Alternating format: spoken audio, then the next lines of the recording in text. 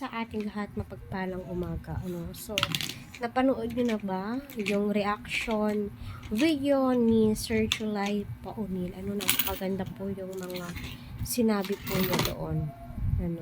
Isa po siya sa mga kalingap actor na nakasuporta kay Kalingap Rab, Kuya Val sa kanilang mga advocacy. So ngayon naman po, si Kalingap Rab ay nakikiusap sa mga balahurang reactor.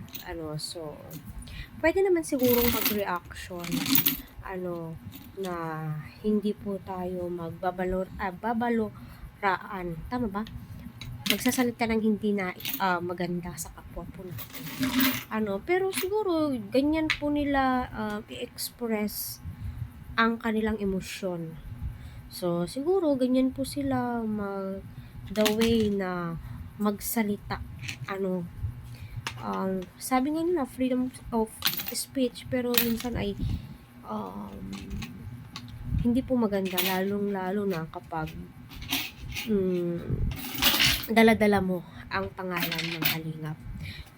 Dala-dala mo ang pangalan ni Rab at saka ni Kuya Val Santos Matubang. So, parang yung mga viewers malilito, bakit palagi na lang ganito, may away, may issue, hindi na lang natatapos, yung ganong tipo, diba? So, yung iba, gusto din po ng ganon, para sa akin, pwede naman po tayong magsalita, ng hindi tayo magsasalita ng hindi maganda, mga bastos, yung malumanay lang. Pero may mga ganyang tao kasi yung ina-express nila, mahilig sila magsalita ng hindi maganda sa kapwa po nila.